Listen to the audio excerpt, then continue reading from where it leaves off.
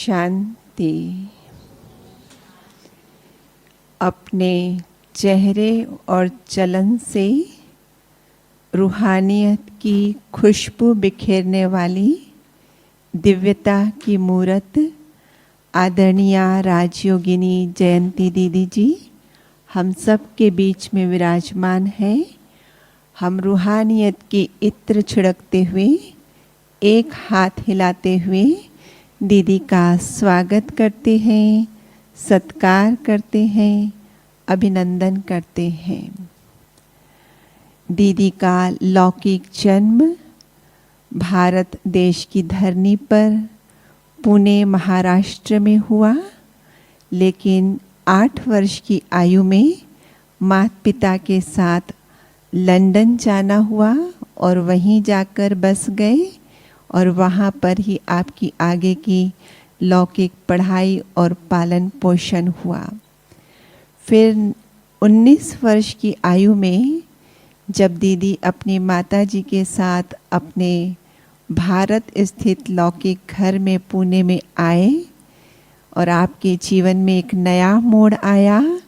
कैसे आप माता जी के साथ ब्रह्मा कुमारी की गीता पाठशाला विजिट की और बाबा के रंग में रंग गए और उसके बाद कभी पीछे मुड़कर नहीं देखा और फिर ईश्वरीय सेवाओं में लग गए। और फिर हम सब जानते हैं कि कैसे जयंती दीदी को जब बाबा ने विदेश में सेवाएं शुरू करने के लिए कहा तो जयंती दीदी ने बहुत ही अपने बाल हठ से बाबा को रिक्वेस्ट की, मुझे कोई सीनियर बहन देंगे तब मैं जाकर सेवा करूंगी। और बाबा ने कैसे दादी जानकी को निमित्त बनाया और आप दादी जानकी को लेकर वहाँ गए और आज जो हम प्राउड से कहते हैं 140 कंट्रीज से भी अधिक हमारे ब्रांचेस है पूरे विश्व भर में, तो उसका पूरा गुप्त क्रेडिट तो हमारी दीदी को ही जाता है। और पूरे चूँकि विश्व भर में भ्रमण करते हैं, बाबा बहुत प्यार से आपको टाइटल देते हैं फ्लाइंग एंजल का। जैसे ही आपकी छवि पर कोई नज़र डालता है सचमुच वो फ्लाइंग एंजल सबको महसूस होता है, वो फीलिंग आती है।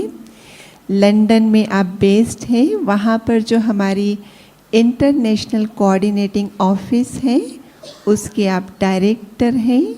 ऑक्सफोर्ड में भी जो ग्लोबल रिट्रीट सेंटर है उसके भी आप डायरेक्टर हैं। और साथ साथ यूरोप और मिडल ईस्ट कंट्रीज़ में करीब 31 जितने देश हैं जिसके भी आप डायरेक्टर हैं। इसके अतिरिक्त आप विश्व स्तरीय एक कुशल पब्लिक स्पीकर हैं, ब्रॉडकास्टर हैं और यूएन में बी के रिप्रेजेंटेटिव है। यहाँ तक कि जो हमारे क्लाइमेट चेंज के कॉन्फ्रेंसेस होते हैं उसमें भी आप बीकेएस को रिप्रेजेंट करते हैं मुख्य रूप से। और साथ साथ स्पिरिचुअलिटी इन डेली लाइफ, इस पर आपने बहुत अच्छी इंस्पायरिंग बुक्स लिखी है, उन बुक्स के आप ऑथर हैं। तो जीवन से, अपने व्यक्तित्व से दिव्यता झलकाने वाले, नम्रता झलकाने वाले, मधुरता झलकाने वाले दीदी हम सब के बीच में है। अनुभव की खान है। आज दीदी के अनुभव से हम सुनेंगे कि कैसे हम समर्थ बने और समर्थ बनाएं। आदरणीय दीदी जी। थैंक यू इंदिरा बहन जी। ओम शांति। दादी जानकी जब बड़ी आयु में भी ट्रैवलिंग करती रही, दादी तो 104 वर्ष तक भी ट्रैवलिंग करती रही, परंतु तब तक तो थोड़ी बहुत तो तबीयत पर तो असर आ ही गया था। परंतु जब 100 इयर्स तक पहुंची दादी, उससे पहले बहुत लोग दादी से पूछते थे कि आप इतनी बड़ी उम्र में इतनी सेवाएं कर रही हैं, आपका सीक्रेट क्या है। तो दादी के पास एक उत्तर होता था जिस पर वो लोग बहुत गौर से ध्यान से सुनते थे। दादी कहती थी कि बचपन से आज तक मैंने अपना समय, संकल्प, धन, श्वास और शक्ति किसी भी कार्य में व्यर्थ नहीं गंवाई है। तो आज मैं आपके सामने हूँ और आज आप लोग मुझे पूछ रही हैं कि आप शक्तिशाली इतने कैसे बने। तो इस एक उत्तर से आप सोच सकते हैं कि हम समर्थ कैसे बन सकते। अपना समय, अपना श्वास, अपना संकल्प, अपना धन, अपनी एनर्जी कोई बात में भी व्यर्थ न जाए। और मम्मा का कहना याद आ रहा कि जो आपका वेस्ट जाता था उसको आप बेस्ट बना लो। मानो कि जिस कार्य में मुझे ध्यान देना आवश्यक है और ध्यान देने के बगैर वो कार्य संभव नहीं है, तो ऐसे हम नहीं कह सकते हैं कि मैं तो बाबा को याद कर रही थी तभी दाल जल गई। मुझे याद आता दादी गुलजार के सामने किसी माता ने कहा कि दादी आज मैं क्लास में बहुत देर से पहुंची। तो दादी ने पूछा क्या हो गया। तो माता ने कहा कि मैं तो बाबा की याद में इतना मस्त बस में बैठी थी, जो मेरा बस स्टॉप छूट गया, मैं आगे चले गई, फिर मुझे वापस लौटना पड़ा। तो माता ने तो सोचा कि दादी कहेंगी ये तो तुम्हारी कमाल है, इतनी बाबा की याद में तुम बैठी थी। तो दादी ने उसको क्या कहा, बाबा उसको योग युक्त नहीं कहेंगे। बाबा कहेंगे जो योग युक्त है बाबा को याद भी करे और इतना भी ध्यान रखे कि मुझे ठीक बस स्टॉप पर उतरना है, नहीं तो तुम्हारा समय भी गया, इतना तुमको फिर डबल खर्चा भी हुआ वापस लौटने में, और फिर आपकी मुरली भी मिस हुई। तो ऐसे नहीं, बाबा कहते हैं कि सब कुछ छोड़ के मुझे याद करो तो आप समर्थ शक्तिशाली बन जाएंगे।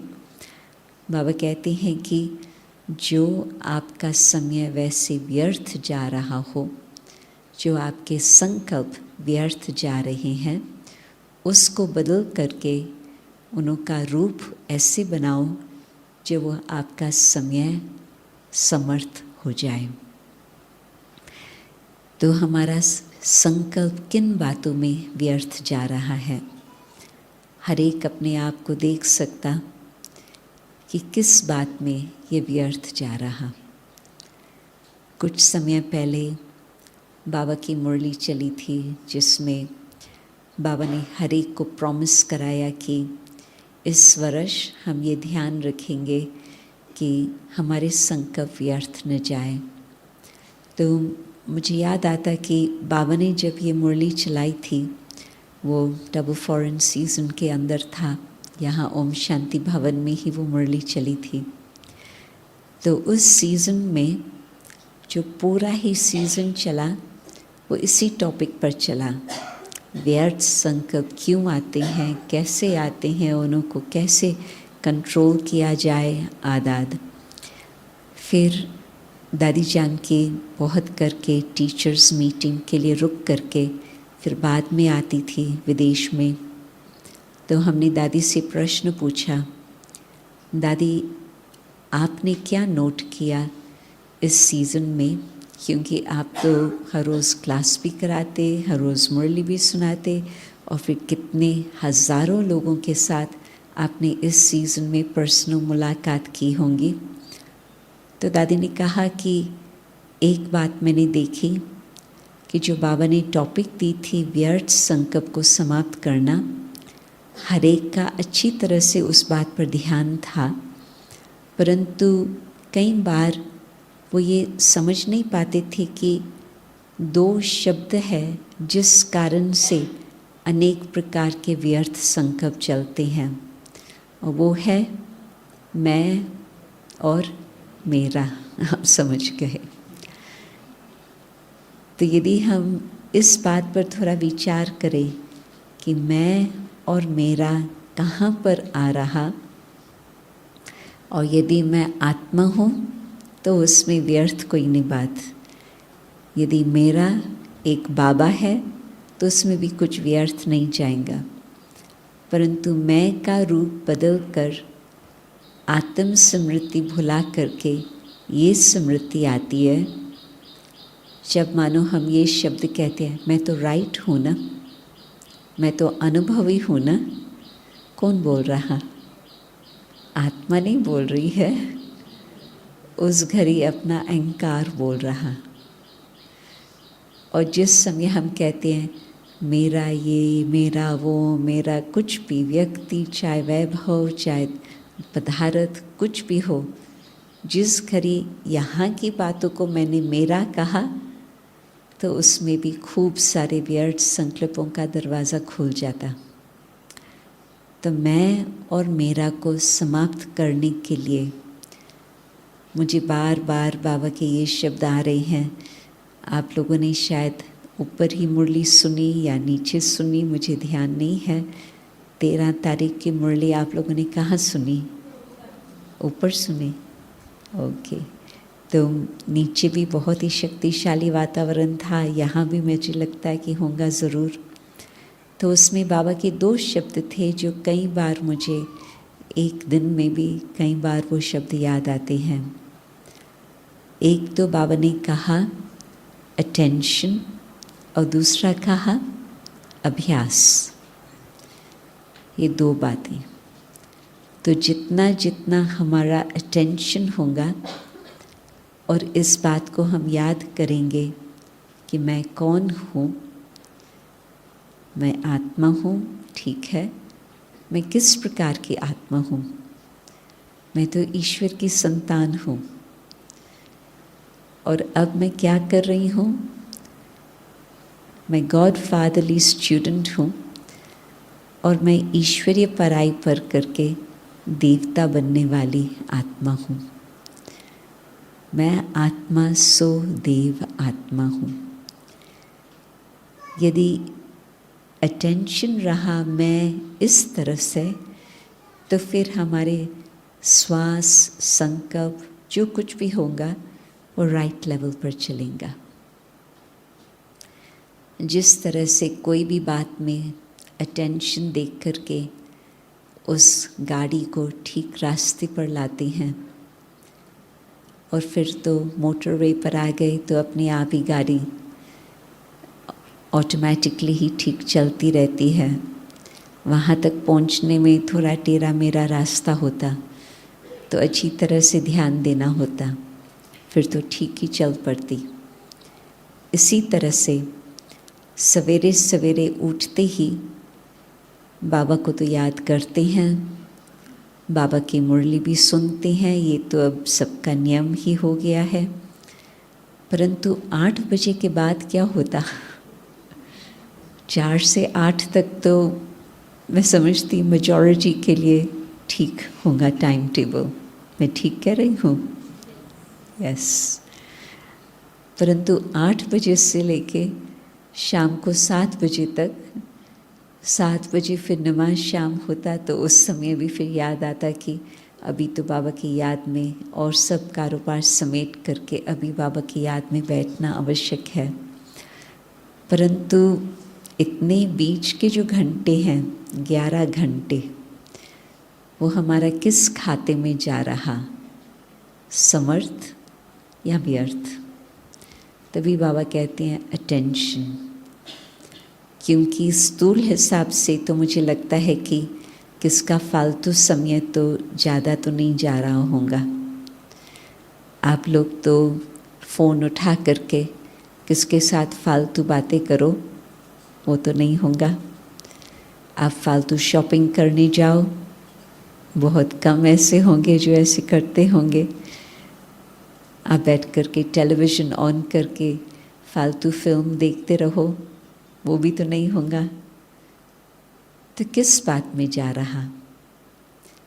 अपने अनुमान के अंदर की दुनिया में हम व्यर्थ संकल्प कर रहे हैं, उसमें जा रहा, या हमारा भाग्य है कि हम निर्बंधन है, या यदि घर की गृहस्थ का भी कारोबार है या लौकिक जॉब का भी कारोबार है, क्या हम वो समय सफल करते जा रहे हैं? कारोबार जो है ध्यान दिया वो ऑटोमेटिक चलता रहेगा, परंतु अंदर का जो कारोबार चलता है, क्या वो जाल बनती जाती है, मैं खुद उसमें अपने को फंसाती रहती हूँ, या बिल्कुल लाइन ऐसे क्लियर है कि जब मौका बने बाबा या बाबा का ज्ञान। बाबा क्यों विचार सागर मंथन के लिए ज़्यादा कहते? क्योंकि बाबा जानते हैं कि मन कोई वैसे शांत नहीं रहता। पिछले सप्ताह एक ग्रुप अमेरिका से आया था, तो भिन्न भिन्न स्थानों पर फिल्म लेते जा रहे थे, जहाँ पर उन्होंने देखा कि माताओं की लीडरशिप है। नहीं तो भारत के तो आश्रम हज़ारे हैं, परंतु कम होंगे जहाँ पर माताओं की लीडरशिप है। और वैसे तो मेन तो फर्स्ट तो ब्रह्मा कुमारी जी थी, और आज तक भी मुख्य तो ब्रह्मा कुमारी जी है, परंतु उन्होंने 4-5 स्थान ढूंढे थे जहाँ पर माताएं सामने है। तो जब उनको मेडिटेशन की कमेंट्री करके योग कराया, और उनको ये एक सेंटेंस में, क्योंकि वो तो कारोबार देखने के लिए आए थे, और हाँ फिलॉसफी क्या है वो भी लेसन्स उनको मिले थे, परंतु जब उनको ये बताया गया कि अपने मन को शांत नहीं करना होता है उस हद तक जो बिल्कुल कोई संकल्प ही न चले, परंतु मन के अनेक दिशा में भटकने वाली बात को समाप्त करके मन को एकाग्र करके एक परमात्मा की याद में बैठना होता है, इसको कहते हैं योग। तो कहते हैं ना, किसी ने भी हमको इतना सिंपल करके मेडिटेशन नहीं बताया, नहीं तो कुछ हठ की बातें बताते हैं, नहीं तो कुछ दिल को मन को शांत कर लो, चलने न दो, या एक मंत्र देते हैं कि उसका जाप करो, परंतु मन चले, परंतु मन को सिर्फ गाइड करना है किस तरफ से चलना है, और ये है योग। तो कहने का मतलब कि जो कुछ कारोबार है वो तो बेशक बाबा छुट्टी देते हैं, आप अवश्य ही करो, ताकि वो भी इतनी अच्छी तरह से कारोबार हो जो उसमें भी राजयोग क्या सिखाता उसका शान आगे के लिए बढ़े। कौन राजयोग सिखाता, उसका नाम भी हर एक के सामने विश्व में प्रत्यक्ष होता रहे। आप कार्य करेंगे बिगड़ा हुआ तो उसे कोई नहीं मानेगा कि हाँ परमात्मा आपको सिखा रही है, परंतु जो एक्सटर्नल काम, स्थूल काम भी करो, इतना एक्यूरेट, इतना योग युक्त, इतना अच्छी तरह से हर प्रकार से हो।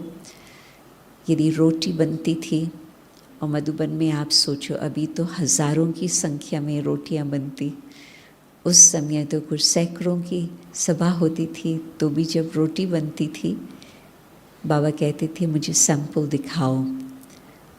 यदि उस पर कहाँ पर भी जला हुआ दाग होगा, बाबा क्या कहेंगे, बच्ची योग युक्त नहीं थी।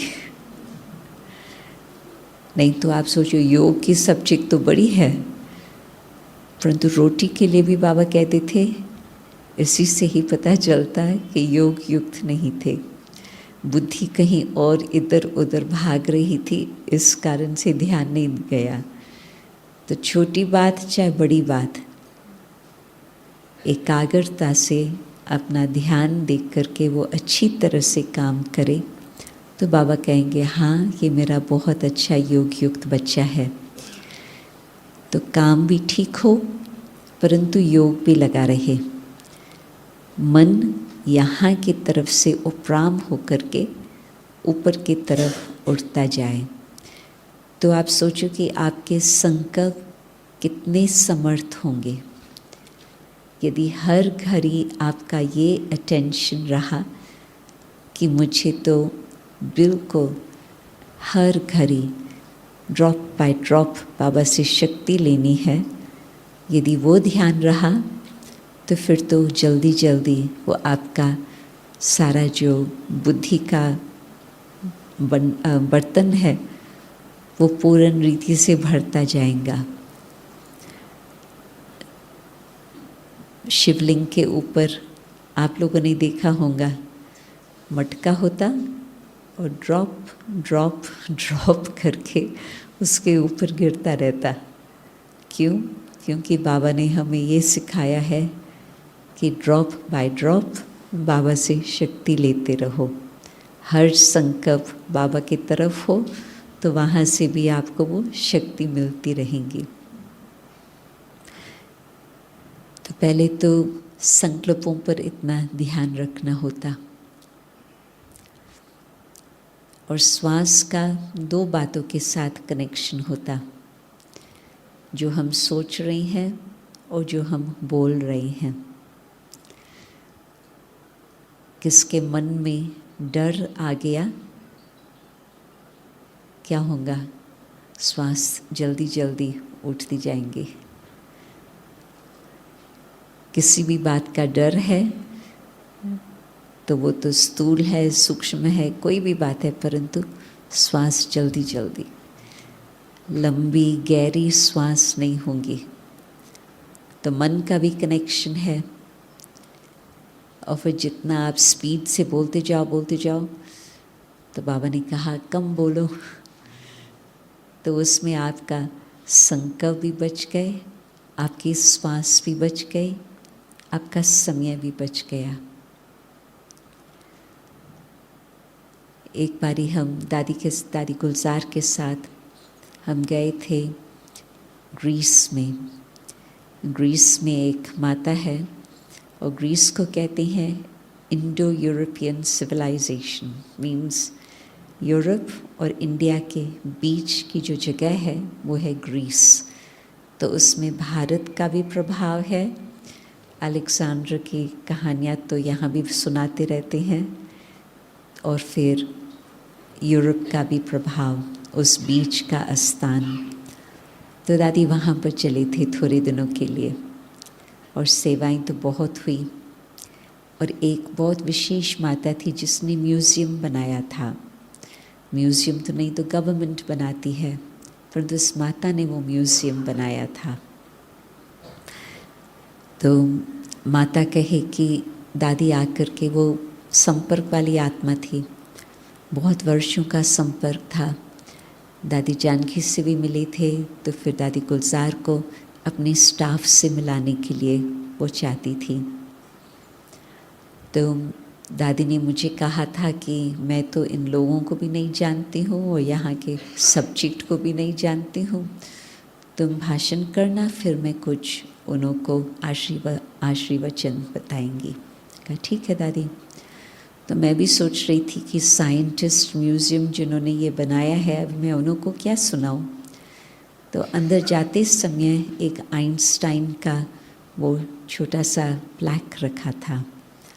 तो उसमें ये बात कुछ थी कि जो मनुष्य अपने समय को सफल करता, उसी व्यक्ति को ही हम कहेंगे महान। तो मैंने वही टॉपिक उठा ली, मुझे टॉपिक मिल गई, क्योंकि समय को सफल करना वो तो बाबा सिखाते हैं। तो हम समर्थ कैसे बने? अपना समय, अपना श्वास, अपना संकल्प, हम उसको सफल करते चलें तो फिर हम समर्थ बनते चलेंगे। एक एक ड्रॉप बाय ड्रॉप वो शक्ति आत्मा में भरती जाएंगी। आप सोचो, एक संकल्प गया, कितनी शक्ति गई, क्योंकि एक संकल्प अकेला नहीं आता, एक संकल्प के पीछे अनेक संकल्प आते हैं। तो बहुत सारा समय भी चला जाता, शक्ति भी चले जाती। तभी फिर बाबा कहते हैं कि अटेंशन इतना हो जो हमारे संकल्प और समय सफल होता रहे। दोनों बातें इकट्ठी होती। अभी कोई बात याद आई और उस विचार में आप बैठ गए और अचानक आप घड़ी को देखेंगे, 20 मिनट चला गया, कहाँ चला गया, पता ही नहीं पड़ा। जैसे कि उसको इंग्लिश में तो डे ड्रीम कहते हैं। दिन के समय आंखें खुली है परंतु स्वप्नों के संसार में चले गए हैं। किसको अनुभव है इस बात का? नहीं है? मैं समझती हर एक को अनुभव तो होगा ही। चलो 20 मिनट ना भी जाए, 10 मिनट तो जा सकते। कोई बात का विचार चल पड़ा और बस आगे पीछे सब बातें याद आती रहेंगी, परंतु संकल्प पर इतना अटेंशन, उसमें भी मैं और मेरा। जितना जितना हम इस बात का अभ्यास करते हैं, अभी सुन रहे हैं, कैसे सुन रहे हैं? आत्म स्मृति में बाबा की बातें सुन रहे हैं और देख रहे हैं। क्या देख रहे हैं? हर एक को आत्मिक दृष्टि से देख रहे हैं। तो इसमें मेहनत है? मेहनत तो नहीं है ना इसमें, परंतु ये दो बातें चाहिए, अटेंशन और अभ्यास। तो बाबा जो फर्स्ट लेसन सिखाते हैं वो वास्तव में एंड का लेसन, लास्ट लेसन भी यही है, आत्म स्मृति। तो जितना जितना आत्म स्मृति, उतना ही फिर बुद्धि शक्तिशाली, जो मन के घोड़े के लगाम को अपने हाथ में पकड़ के रखती। आपको मालूम है घोड़े को, जो जंगली घोड़ा होता है, उसको घरेलू घोड़ा कैसे बनाया जाता? एक बार जो बहुत होशियार है इस कारोबार में, युगल, वो हमसे मिले थे। ऑस्ट्रेलिया में वो बहुत प्रसिद्ध है। तो यह मुझे बताया था कि ये आने वाले हैं और ये मिलने वाले हैं। तो मैंने उनसे पूछा कि आप इतने मशहूर हो गए हैं इस कार्य के लिए कि आप घोड़ों को, जंगली घोड़ों को टेम करते हो, तो वो कैसे करते हो? तो उसका बहुत सिंपल फॉर्मूला है। मैंने कहा अच्छा बताओ। तो कहे कि हम घोड़े के कान में अच्छी अच्छी बातें सुनाते हैं। उसको सुनाते हैं कि हम आपके दुश्मन नहीं हैं, हम तो आपके मित्र हैं, हम तो आपसे बहुत बहुत प्रेम करते हैं, आप तो हमारे फ्रेंड हो, हम आपसे और आगे संबंध बहुत अच्छा बनाने चाहते हैं। इस तरह से हम घोड़े से बातें करते जाते जब तक घोड़ा फिर बिल्कुल ऐसे ऐसे करे और हमारे नज़दीक आता जाए। मन क्या है? तो मन को कैसे हमें सुधार सकते? उसको बाबा की मीठी मीठी बातें सुनाओ। उसको कहेंगे तुम तो पागल है, तुम कहाँ जा रहे हो? इससे कोई वो सुधरने वाला नहीं है। परंतु उसको बोलो तुम तो बाबा का बहुत अच्छा बच्चा हो, तुम तो हमारा सहयोगी हो, मैं भी आपके सहयोगी हूँ। अभी मुझे आप सहयोग देंगे तो बाबा आपको बहुत बहुत प्यार देगा। बाबा की ही बातें उसको मीठी मीठी सुनाते रहो, तो मन इधर जाने के बजाय जहाँ पर आप उसको ले जाने चाहते हो वहाँ आएगा, और फिर साथ साथ जिस ठिकाने पर आप उसको पहुँचाने चाहते हो, मन आपको वहाँ तक ले चलेगा। तो जो मन मना भव का मंत्र है, चाहे वो संजीवनी बूटी के हिसाब से याद करके आप महावीर बन जाएं, चाहे वो मन मना भव के मंत्र को लेकर के हर बात को, बाबा कहते हैं ये है वशीकरण मंत्र, सब बातों को वश करने वाला मंत्र। क्यों? क्योंकि पहले मन ही चंचल होता और मन को ही पहले सुधारना होता। बाबा ने बुद्धि हर एक को बहुत सुंदर गिफ्ट दी है, वो है दिव्य बुद्धि। तो दिव्य बुद्धि का काम है बाबा के साथ शक्ति लेते रहें, संबंध जोड़ के, और फिर मन को उस तरफ राइट रास्ते पर लाते रहें। तो संकल्प हमारे समर्थ होंगे तो बाकी और सब बातें ठीक होंगी। बोल भी हमारे समर्थ होंगे, तन भी हमारा ठीक प्रकार से काम करेगा, सेवा में लगा रहेगा। चलो हम सेंटर पर नहीं हैं, हम काम पर हैं, तो भी जो आप कर्म ऑफिस में करेंगे सब आपको देखने वाले बहुत है, तो वो भी कहेंगे हाँ ये तो बहुत अच्छा एग्जाम्पल है, हमें भी ऐसे बनना है।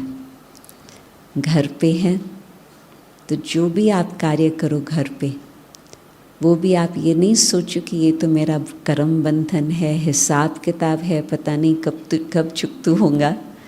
नहीं, भोजन बना रहे हैं हम, बाबा के बच्चों के लिए बना रहे हैं।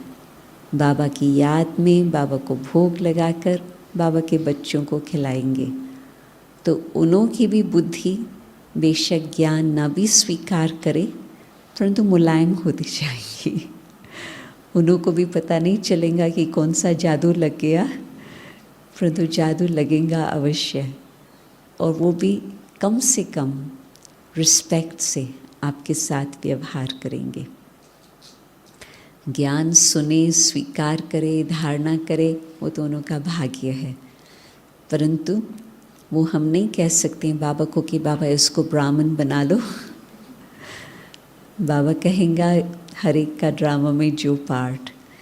परंतु हाँ, इतना तो हम कर सकते हैं कि उन्हों के अंदर रिस्पेक्ट बैठे कि जिस मार्ग पर हम चल रहे हैं वो सही मार्ग है। तो आपकी समर्थ एनर्जी यूज़ होती जाए तन से, मन से, तो धन कहाँ जाएगा? धन भी सफल होता रहेगा। आप सोचो कि दादी कैसे बनी? कोई उनको तैयार गद्दी नहीं मिली।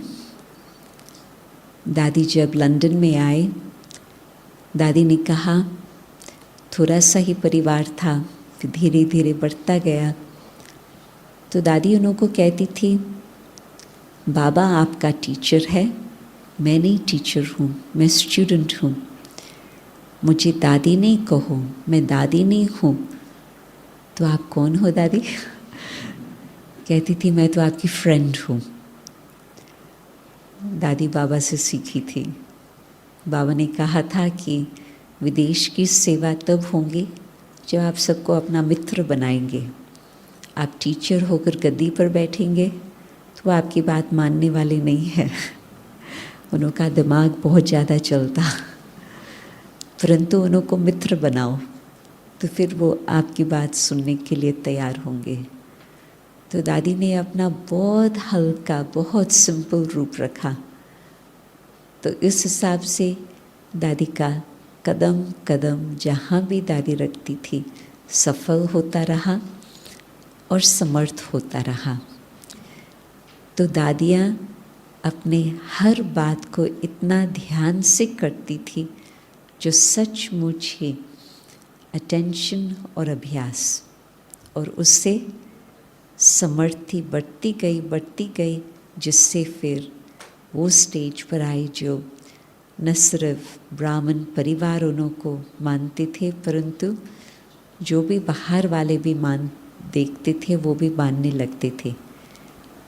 हम ज्ञान को फॉलो करें वो अलग बात, परंतु इन्होंने अपनी जीवन को कितना महान बनाया है और विश्व की सेवा की है, ये तो सब रिकॉग्नाइज करते थे। तो बाबा चाहते हैं कि सिर्फ अष्ट रतन वहाँ तक नहीं पहुँचे।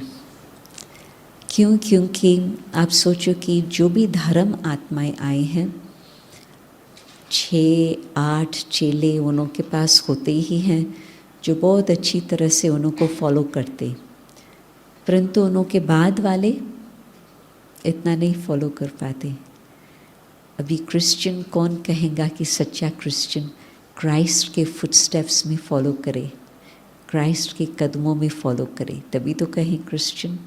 परंतु आज तो कोई नहीं नज़र आएगा। परंतु बाबा की विशेषता ये है कि बाबा सारे ही परिवार को इतना प्यार से उठाते हैं, इतना शक्तिशाली बनाते हैं, जो बाबा सबको ऊंचा बना लेते। सारे विश्व भर में देवता कौन कहलाए, इतने महान आत्माएं, परंतु महान आत्माएं भी देवताओं के सामने अवश्य ही अपना सिर झुकाएंगे। तो वो देवताएं कौन? बाबा के बच्चे। तो बाबा ने सिर्फ 8 का उद्धार करने के लिए बाबा नहीं आए, जो भी ब्राह्मण परिवार है सबका उद्धार करने के लिए बाबा आए। तो बाबा सभी ब्राह्मण परिवार की आत्माओं को समर्थ बना रहे हैं। उसमें मुझे अपना पर्सनल पुरुषार्थ करना होगा। जिन जिन बातों पर ध्यान खिंचवाया वो सब बातें हमारे समर्थ हो। बाबा क्यों कहते हैं अटेंशन?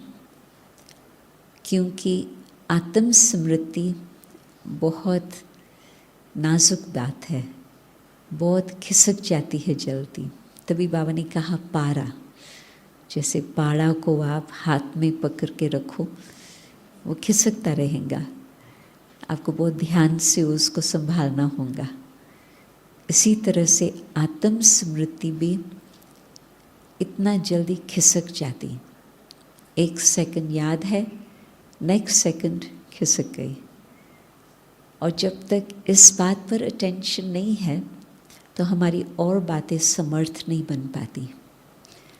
तो यदि हम चाहते हैं कि जल्दी जल्दी हम बाबा के ऐसे इंस्ट्रूमेंट बने, और वो भी बाबा सिर्फ थोड़ी आत्माओं को नहीं कहते हैं, क्योंकि हर एक जहाँ जहाँ है, जो भी कार्य में व्यस्त है, हम निमित्त है।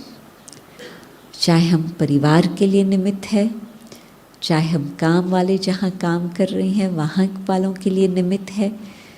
कोई भी कार्य में जो भी आप जहाँ पर हो, सेंटर वालों के लिए तो हम कहेंगे हाँ वो तो है ही निमित्त, परंतु जहाँ जहाँ जो भी बाबा के बच्चे हैं वो निमित्त है। तो निमित्त बन कर के हम ऐसे समर्थ अपने जीवन को बनाएं जो औरों को भी प्रेरणा मिल सके।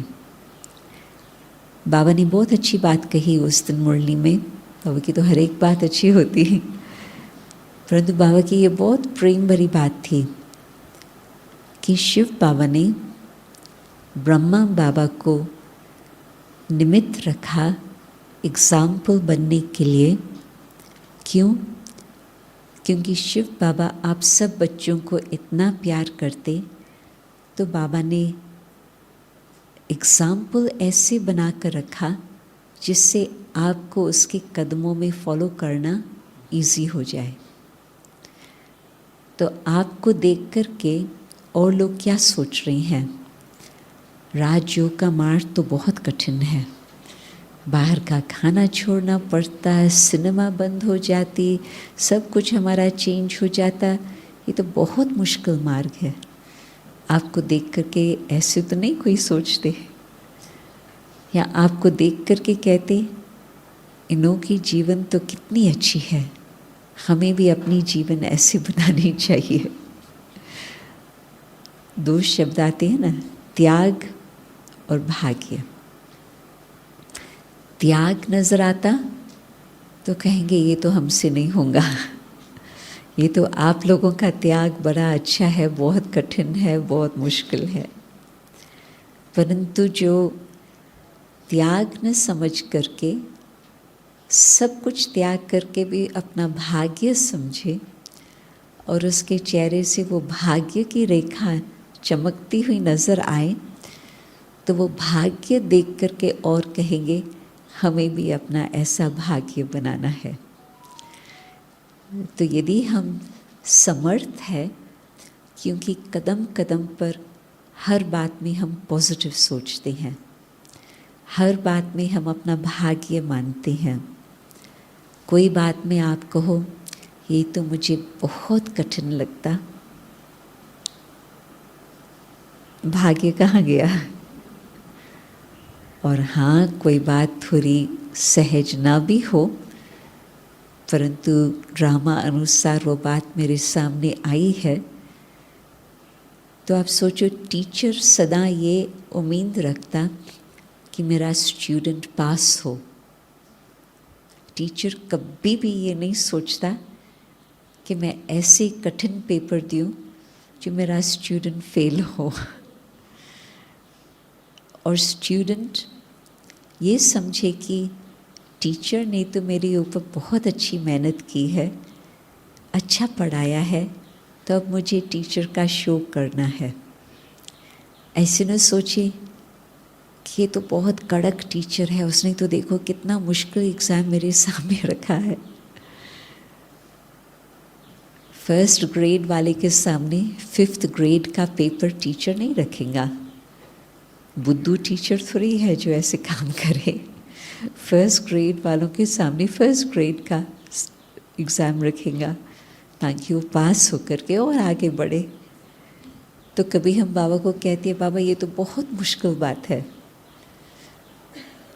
तो वो गीत बना हुआ है ना, हम भगवान को ये न कहें कि मुश्किलात क्यों भेजी मेरे पास, परंतु मुश्किलात को हम कहें कि मेरा भगवान तो सर्वशक्तिवान है, वो तो हमें पास करा ही लेगा। तो हर बात को हम पॉजिटिव उठाएं तो उसमें हम समर्थ बनते जाएंगे। जब दादी गुलजार की विशेषताओं का वर्णन कर रहे थे, किसी बड़े भाई, मुझे भी याद नहीं आता निर्भय भाई ने या ब्रिजमोहन भाई ने, परंतु दोनों में से कोई बड़ा भाई था, तो उन्होंने ये कहा कि दादी गुलजार की विशेषता ये थी, हर बात को दादी पॉजिटिव उठाती थी। कभी भी हमने दादी को नेगेटिव बात उठाते नहीं देखा। तो आप लोग याद करो, जो जो दादी गुलजार से वो भाग्य प्राप्त किया था दादी से मिलने का या दादी के क्लासेस सुनने का, या न मिले कोई हर्जा नहीं। आजकल तो टेक्नोलॉजी ऐसे है, सब क्लासेस आपको मिल सकते। दादी गुलजार ने जो भी क्लासेस कराए होंगे, तो दादी हर बात को पॉजिटिव रीति से उठाती थी। सब दादियाँ, परंतु विशेष दादी गुलजार के सामने जो बातें आई उसका तुरंत उसका ये रूप हो जाता था। तो यदि हम भी हर बात को पॉजिटिव उठाएं तो समर्थ हम बनते रहेंगे। आप कमज़ोर संकल्प उठाओ, ये सोचो कि बहुत कठिन है, वो कठिन बन ही जाता और आपको बहुत मुश्किल लगेगा, परंतु उसका पॉजिटिव रूप उठाओ तो बाबा भी सर्वशक्तिवान आप में वो शक्ति देते रहेंगे जो आप आगे बढ़ सकेंगे। परंतु जो बीज है आत्म स्मृति, इसको अंडरलाइन करो, और सेकंड मैं और मेरा को ठीक करो, तो उससे व्यर्थ संकल्प बिल्कुल चेंज होकर के समर्थ हो जाएंगे और बाकी और बातें सब अपने आप ही ठीक होंगी। फिर आपको देख करके अनेकों को प्रेरणा मिलेंगी। ये संकल्प नहीं करना होता अभी मुझे इसको समर्थ बनाना है, क्योंकि खुद भी तो दोनों का पुरुषार्थ की बात होती है, परंतु हाँ, हम ये भावना रख सकते कि हर आत्मा मेरे जीवन से कुछ प्रेरणा लेवे। ओम शांति।